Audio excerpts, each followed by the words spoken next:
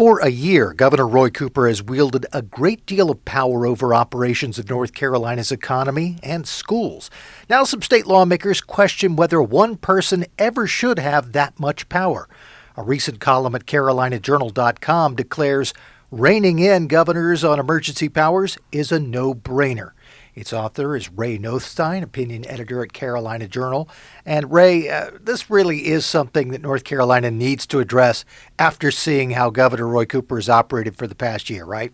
Yeah, I don't think anybody had the expectation that a governor with emergency powers was basically able to control the economy and also control so much political power all in one. When you wield those together and you're controlling both, you obviously have a lot of power. So I don't think the vast majority of North Carolinians would expect that one person would have that power to shut down the economy and not really have any input from the legislature or even the Council of State, as we've seen in North Carolina.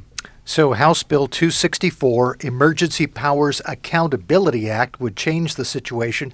This basically would force the governor to rely more on the Council of State when he's dealing with an emergency, correct? Absolutely. After 7 days, he would have to seek approval from the Council of State, and then every 30 days after that. So it would just be routine in terms of deliberating with his Council of State. And that's good because that will give more representation in terms of the decisions that are made, but also allows for more constituent representatives. If someone is, an expert in the area of agriculture or they're expert in the area of education, I think that they can inform the governor. And any governor should not want to wield that much power and should seek accountability.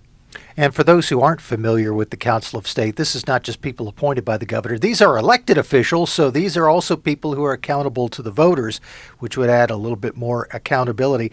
One interesting statement that you quote in this column is from Representative John Bell, who is the majority leader in the state house. He says, simply put, no one person should have the unilateral authority to shut down schools, businesses, and entire livelihoods, especially for over a year. That seems to be a key point here. Yeah, I don't think this is a partisan issue. You have governors that are open to limiting some of this power in other states. There are over 30 legislatures right now that are making some kind of reforms or amendments to check the power of the governor because there's been abuse of power by governors. Even a lot of Democrats in New York State are on board of checking the power of the governor there in perpetuity. So you see this all over the country. You have, and it's Republicans who aren't always on the side. You have Governor Mike DeWine in Ohio says he's going to veto a bill that checks some of the governor's power. So to me, this is not a partisan issue. This is an issue of, I think, reflecting the balance of power and then reflecting a situation where you don't have one person making decisions for an entire year. I mean, without legislature approval and say from the people's representatives, to me, that just seems kind of ridiculous. So to me, again, just not a partisan bill in my mind.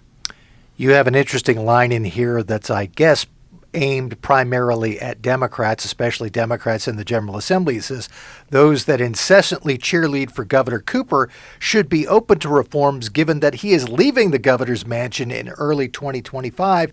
They may find successive governors, particularly of an alternative political party, less palatable. So this is something that people on both sides of the political fence ought to think about. What if a governor is in power we don't like? Right. Well, Governor Cooper made a comment that he's not running for Senate because, just look at Mark Robinson and look at the kind of person he is. So I guess that was a disparagement of his politics and the kind of person he is, whatever you meant by that. So if you're against Mark Robinson, you might be for this bill because if he's going to be the next governor, potentially, you would want some checks on his power. So this, again, I just don't see this as a Republican or Democrat bill. And what you see nationally with in Washington State, you have Democrats trying to check Governor Inslee's power there as well, too. So there's just a lot of different politics coming into play here and just really trying to reflect this whole notion of Jefferson where he talked about you don't want to be a person that takes joy in lording it over people, or you don't want to be a person that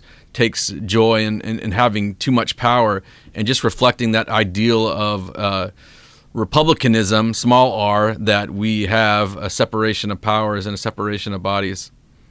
Yeah, I want to lead into the final question based on what you said about Jefferson. You mentioned that it's a significant character flaw if any governor deems himself as unaccountable or above correction during the times of COVID-19. And a great line in your column near the end: strong leaders embrace accountability. Right, because they're secure in the type of decisions they're making, and it can make their case, like in North Carolina with this legislation. If you have a strong case to make to the Council of State, then they will be with you. They will be people that will advocate and dialogue with, and you can come to decision together. And I think what is really important about a bill like this is it helps to depoliticize the process. We live in this very politicized society. So some people didn't follow Cooper's mandates because they didn't like his politics. They didn't like his ideology. Well, that could reverse itself if you had someone like Mark Robinson who was governor. Maybe someone on the left would say, I'm not going to follow what he says because I don't agree with him politically. So I think helping to depoliticize the process, which is something that Bell brought up in his press conference, would be very beneficial. And I think this is something that Democrats and Republicans in the legislature should all support. The headline for the column, once again: reining in governors on emergency powers is a no-brainer. You'll find it at carolinajournal.com.